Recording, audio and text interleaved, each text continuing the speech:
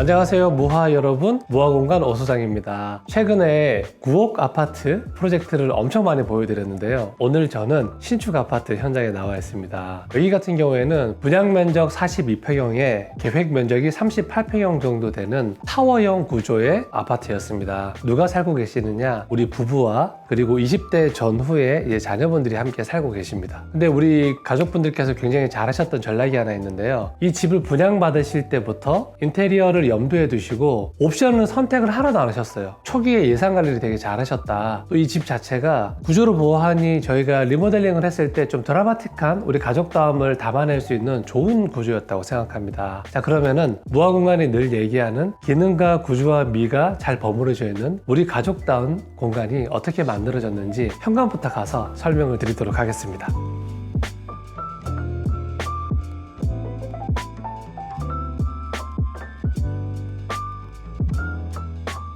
현관입니다. 현관의 이전 모습을 제가 설명을 좀 드리면, 제가 서 있는 왼쪽 편에 되게 쬐끄만 구색 맞추기 식으로 신발장이 하나 있었고, 오른쪽 편에는 현관 팬트리 공간이었는데 여기도 도어도 안 달려 있었습니다. 이 집이 다른 집들에 비해서 현관이 좀 좁고 긴 형태입니다. 그러면 이런 좁고 긴 형태에서는 어떤 기능 구조미가 동반되어야지 좋은 공간이 나올까를 제가 간략하게 설명을 드릴게요. 공간이 길기 때문에 저희가 이렇게 입구 쪽에 앉는 자리를 만들어 드렸죠. 기능적으로 굉장히 유용한 장치입니다. 또 앉는 공간 맞은편에는 입구의 도어를 은경으로 제한을 해드렸습니다. 굳이 다른 곳에 거울이 들어가지 않아도 내가 옷매무새도 볼 수 있고 미학적으로도 굉장히 좋은 장치이다, 이 말씀을 드리고요. 이렇게 또 복도가 긴 타입 같은 경우에는 공간을 적절히 분할해 주는 게 되게 중요한 요소인데요. 신발장을 보시면은 수납장으로 꽉 채워져 있었으면 조금 답답했을 거예요. 근데 저희가 이 미드웨이 부분을 선반으로 쓰실 수 있도록 설계를 해드려서 여기는 차키라든지 소지품 같은 것들을 놓고 사용을 하시게 될 것 같습니다. 그리고 또 좋은 게 바닥에 띄움 시공이 되어 있으니까 확실히 개방감을 주면서도 자주 신는 신발들을 안에 넣을 수 있는 굉장히 좋은 장치이지 않나 생각이 들고요. 그리고 무화에서 늘 말씀드리는 것처럼 현관이라고 하는 곳은 우리 집의 인트로 같다라고 늘 말씀드리잖아요. 다크우드와 거울, 그리고 이런 펜던트 같은 조명들, 따뜻한 그레이들이 집 안 전체에 펼쳐져 있습니다.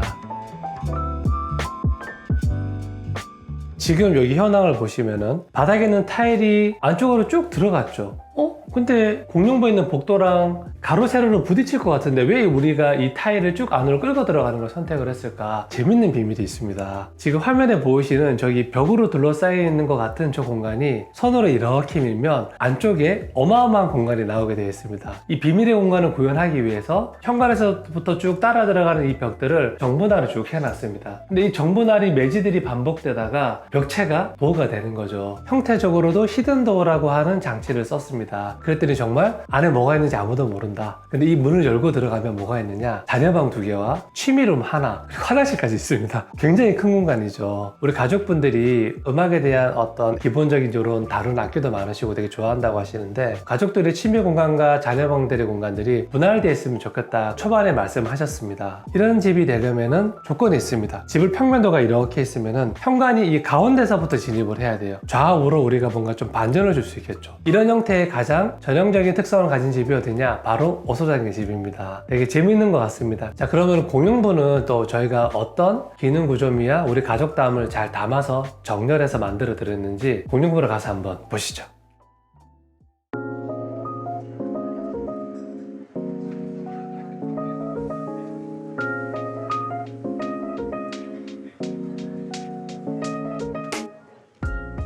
주방입니다. 여기는 모노톤 베이스에 좀 묵직한 컬러를 저희가 잘 섞어서 따뜻하고 중후한 느낌으로 디자인을 했습니다. 제가 현황을 먼저 설명을 드릴게요. 여기 현황이 되게 재밌거든요. 주방의 형태는 기존과 비슷합니다. 대신에 제가 걸어 들어온 이 주방으로 진입하는 복도만큼 냉장고장이 튀어나와 있었어요. 그랬더니 공간 자체 굉장히 좁았겠죠. 그리고 아일랜드가 얘보다 훨씬 짧지만 맥락을 못 잡고 중간에 덩그러니 서 있었습니다. 거기에 식탁이 세로로 배치가 되도록 거세사에서 펜던트까지 만들어 놓았던 상태였죠. 이것이 신축 아파트의 기본 옵션입니다. 근데 이 구조를 제가 가만히 들여다보니까 집 전체 면적에 비해서 자녀방 부분에 큰 면적이 할애됐기 때문에 주방, 거실, 식사실 같은 부분이 공간이 상대적으로 넓은 상황은 아니었어요. 가장 큰 단점이 크지 않은 공용부의 이런 식사실과 주방 부분이 거실 쪽으로 많이 침범한 듯한 이런 느낌을 많이 줬었습니다. 거실이 상대적으로 되게 작게 느껴진다. 이제 가장 이게 중요한 맹점인 거죠. 저희가 가족들의 어떤 필요를 담아서 이 공간을 만들게 됐는지를 제가 설명을 해드릴게요. 첫 번째, 우리 가족분들은 대면형 주방을 원치 않으신다. 요즘에 다 대면형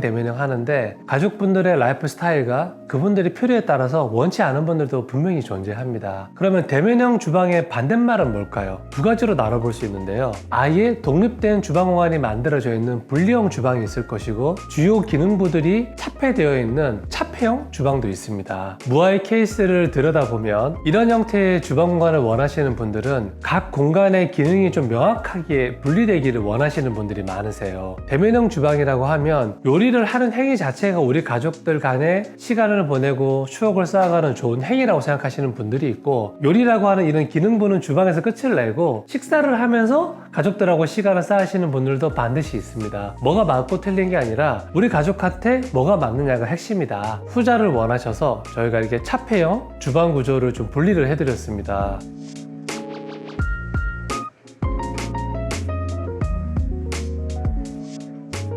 저 벽의 위치와 역할을 좀 잘 봐주시면 좋겠는데요. 저 벽체가 들어감으로 해서 주방의 기능 부분은 거실의 리빙 공간에서 다 가려지고, 그리고 공간적으로도 우리 가족분들이 원하셨던 주방과 거실이 분할되는 역할도 가지고 있죠. 근데 이게 되게 재밌는 게 이 식사 공간이랑 또 주방은 앞뒤로 연결되어 있기 때문에 얘가 우리가 흔히 말하는 대면형이잖아요. 식사실에 앉았던 이 가족들과 거실 소파에 앉은 우리 가족들이 또 유기적으로 연결될 수 있습니다. 여기 앉으면 서로 눈 마주치면 할 수 있거든요. 저는 이런 구조가 가족분들의 불편한 요소를 제거를 하고 소통을 방해하지 않는 아주 좋은 결과물의 도출이라고 생각을 합니다. 요거는 좀 깨알 팁인데요. 저 벽체를 솔리드하게 다 막는 것도 방법이긴 한데, 지금 저희는 어떤 장치를 썼죠? 좀 답답해 보일까봐 약간 여기 좀 찢어놔서 여기로 슬쩍슬쩍 우리 거실에서 쳐다도 보고, 또 거실에 있는 분들이 주방에서 뭐하고 있나 쳐다도 보기도 하고, 이런 찢어진 장치들이 개방감과 재미를 동시에 주고 있는 것 같습니다. 이 모든 배치가 가능하게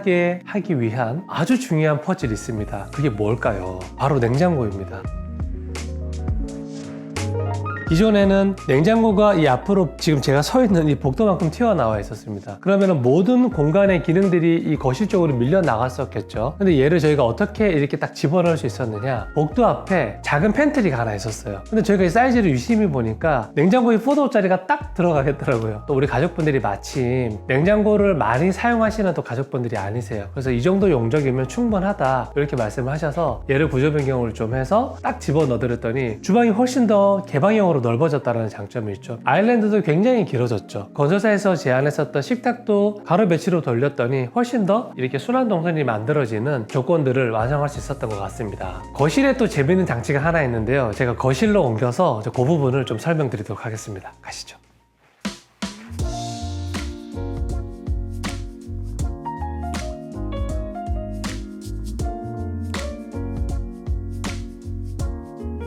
여러분, 여기는 거실인데요. 보시는 바와 같이 TV를 바라보는 일반적인 배치이기도 하죠. 근데 조금 특별한 점이 있습니다. 이게 구조적으로 양창형 구조예요. 창문이 하나 있고 소파 배면에 창문이 하나 더 있죠. 팁을 하나 드리면은, 여러분들 이런 양창형 구조에서 소파 배치를 할 때 좀 어려움을 느끼시잖아요. 붙여야 되는지 띄워야 되는지 어떻게 해야 되는지. 양창형 구조일 때는 창과 살짝 띄워 배치를 하고 소파 뒤편으로 낮은 선반장 같은 거를 갖다 놓으시면 저기 책도 꽂을 수도 있고 되게 여러 용도로 활용되게 됩니다. 제가 이렇게 말씀드린 이유가 창이 있기 때문에 사람이 돌아서 들어갈 수 있다는 얘기이기도 하거든요. 소파 뒤통수가 리얼하게 보이는 게 조금 안 이뻐요. 근데 저런 수납장들이 살짝 받아주면 이 자체가 앞뒤의 양면성을 만들어내기 때문에 좋은 공간의 베리에이션이다. 자, 그럼 뭘 주의해야 될까? 당연히 공간이 띄어지니까 이 소파 공간이 좀 앞으로 나오게 되겠죠. 그 말은 TV와의 거리가 좀 가깝다는 얘기입니다. 이때 뭐가 중요하다? TV를 너무 큰 거 사시면 안 된다. 그 말씀을 드리고 싶습니다. 여러분, 여기에 굉장히 특별한 특별한 게 하나 있죠. 이게 바로 뭐냐, 부부의 로망이었던 오디오 시스템입니다. 저도 이게 세팅해놓고 보니까 너무 멋있어서 하나 갖고 싶네요. 우리 또 가족분들께서 직접 이렇게 정성스레 세팅까지 도와주셨어요. 여러분, 제가 주의점 하나 알려드릴게요. 자, 이번 프로젝트에서는 저희가 TV를 매립하지 않았었죠. 이번에 왜 하지 않았느냐, TV와 TV장과 오디오가 하나의 오브제처럼 보여야 된다는 게 저희의 생각이었어요. 그리고 TV가 만약에 매립이 돼버리면 공간의 위기가 깨집니다. 하부가 더 툭 튀어나와 보이는 그런 느낌이 있는 거죠. 그래서 저희가 그 관점에서 좀 제안을 많이 드렸고요. 굉장히 잘 완성이 된 모습입니다. 무언가를 유행한다고 해서 TV를 매립해야 된다, 안 해야 된다가 아니고 매립해야 될 때가 있고 매립하지 않아야 될 때가 있습니다. 이걸 좀 말씀드리고 싶었어요. 자, 근데 또 우리가 하나의 극복을 해야 되겠죠. 어떤 극복을 해야 되느냐, TV가 있는 벽 자체가 우리 집으로 진입했을 때 복도의 선상에 면해 있습니다. 그 말이 무슨 말일까, 우리 집 공용부로 걸어 들어오는 이 복도에서 TV의 옆구리가 보인다는 얘기예요. 이거 보기 싫잖아요. 이것 때문에 매립하는 거 아닙니까? 오디오라고 하는 기물 자체가 실제로 음질 때문에 유선을 다 사용을 합니다. 근데 이 선을 감출 수가 없어요. 너무 선이 많기 때문에. 자, 그럼 우리는 어떤 장치를 썼을까? 이 벽체를 제가 앞으로 좀 당겨냈습니다. 물론 이것 때문만에 이 벽체를 당겨낸 건 아니고 유기적으로 연결되어 있기 때문에 당겨낸 거긴 하지만, 벽체가 앞으로 살짝 나옴으로 해서 이 라인은 어떻게 맞춰져 있을까요? 주방과 거실을 일단 분할하는 저 벽체 라인을 딱 정리해놨습니다. 그랬더니 여기서 제가 지금 바라보는 장면 자체가 이 거실 공간과 주방 공간이 분할이 되면서도 역력성도 나눠지죠. 그리고 두 가지 재료가 딱 만나는 구간이기도 합니다. 그리고 또 평면으로 만난 게 아니고 앞으로 입체 볼륨이 앞으로 살짝 튀어나왔죠. 근데 제가 조금 이따 설명드릴 안방에 들어가는 전실은 또 안쪽으로 쏙 밀려 들어갔죠. 저는 이게 이 복합적인 이 퍼즐이 저는 굉장히 중요한 요소이지 않았나 생각이 들고요. 가리고 싶어 하는 것들, 보여주고 싶어 하는 것들, 분할하고 싶었던 것들, 연결하고 싶었던 것들이 잘 담겨 있는 설계이지 않나 그렇게 생각을 합니다. 벽체를 살짝 앞으로 당겨냈더니 그럼 어떤 게 동반돼야 될까요? 복도가 또 면이 맞아야 되잖아요. 저 복도 자체가 살짝 줄어들었습니다. 좁아졌다는 얘기겠죠. 근데 하지만 안방 불허하는 공간을 아예 또 다르게 레이아웃을 풀었기 때문에 복도가 굉장히 기존보다 짧아졌어요. 그래서 이 정도는 충분히 좁아지더라도 나머지 것들을 취할 수 있기 때문에 가능하다라고 판단해서 제가 이런 솔루션을 드렸습니다. 그 안방도 지금 저도 비포 애프터 사진을 보면서 깜짝 놀랄 만큼 전혀 다른 공간이 생겨버렸어요. 안방부로 자리를 옮겨서 한번 설명을 드리도록 하겠습니다. 가시죠.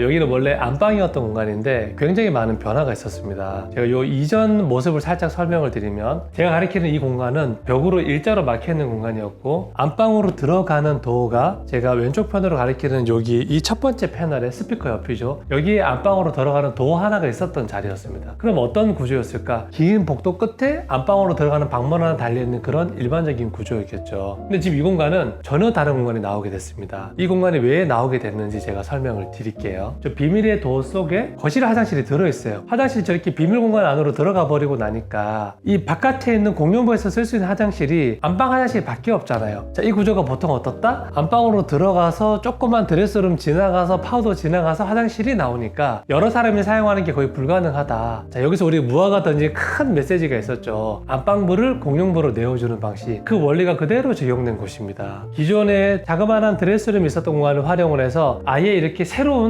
진입로와 전실을 만들어 버렸죠. 그랬더니 화장실도 오셨던 손님들이 편안하게 사용하실 수도 있고, 그 맞은편에 또 뭐가 있다? 굉장히 큰 화장대를 또 만들어 드렸죠. 무화 공간은 우리 디자이너 분들의 필독서라고 하죠. 너무 많이 참고를 하시니까 디자이너 분들이 참고하실 만한 미학적 관점에서 몇 가지 말씀을 드릴게요. 우리가 흔히 말하는 복도 공간 해석을 할 때 굉장히 좁고 길죠. 좁고 긴 형태를 잘 살려서 이 복도 끝에 뭔가 조명이나 오브제가 있다거나 이런 것들을 하는 방법도 많이 있지만, 지금 우리 프로젝트 같은 경우에는 긴 복도를 최대한 상쇄시키는 게 목적이었죠. 그래서 우리는 어떤 장치를 썼을까? 수직 분할하면서 얘가 하나의 덩어리처럼 보이도록 이렇게 분할을 해놨습니다. 이거를 저희가 디자이너들끼리 뭐라고 얘기하냐면은 매스 디자인이라고 부릅니다. 덩어리를 가지고 볼륨을 조절하는 방식인 거죠. 이 큰 벽체 두 덩어리를 매지가 딱 끊어져 가지고 두 덩어리가 합쳐진 한 덩어리처럼 보이겠지만, 또 우리가 어떤 장치를 썼죠? 안방부로 진입하는 여기 인방을 살짝 한 뎁스 밀어놨어요. 그랬더니 오며 가며 측면에서 가까이서 봤을 때 벽체의 두께가 실제로는 10cm밖에 앞으로 안 튀어나왔지만 훨씬 더 두꺼운 덩어리감이 느껴진다라고 하는 거죠. 아무래도 면보다는 덩어리감이 훨씬 더 공간을 압도하고 묵직한 느낌을 주거든요. 그리고 거기에다가 우리가 톤을 확실히 대비되게 딱 만들었더니 동굴 같은 이런 재밌는 공간과 콘크리트 덩어리 같은 큰 벽체가 서 있는 듯한 이런 매시브한 디자인을 가지고 오는 것 같아요. 요거는 디자이너분들 많이 돌려보시고요, 참고를 하시면 좋을 것 같아요. 그리고 마지막으로 한 가지 말씀을 더 드리면, 지금 제가 손으로 가리키는 여기가 원래는 안방에서 전용으로 사용하시는 안방 화장실이었죠. 근데 우리 공용모로 만들어졌잖아요. 설계의 디테일은 다른 게 있는 게 아니에요. 이런 게 디테일입니다. 화장실로 들어가는 손잡이는 저희가 일반 손잡이를 썼고요. 그리고 정면에 저희는 저 문짝 같은 게 쟤는 히든도어입니다. 쟤를 밀면 비로소 가장 내밀한 우리 안방 공간이 펼쳐집니다. 근데 여러분 이런 경험 없으세요?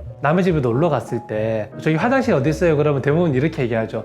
저쪽에 있어. 그럼 막상 가보면 화장실이 뭔지 몰라서 이 문 저 문 열어보다가 죄송합니다, 이런 경험 없으신가요? 그것처럼 화장실이 여기 있다라고 안내를 했을 때 사람들이 우리 혹시나 안방으로 문을 밀고 들어가지 못하도록 저희가 히든도어로 계획을 했고요. 그리고 화장실은 손잡이 딱 하나밖에 없으니까 이 여기에 화장실이 있구나, 누가 봐도 알 수 있겠죠. 뭐 히든도어가 됐든 일반 도어 핸들이 됐든 어떤 뭐가 됐든 간에 이게 예쁘다고만 쓰는 게 아니고 반드시 이렇게 기능과 목적에 따라 그 형태가 따라가야 된다. 이게 루이스 설리번이 한 얘기죠. 형태는 기능을 따른다. 뭐 그런 것들이 되게 사소하지만 잘 적용되어 있는 그런 장면이라고 생각합니다.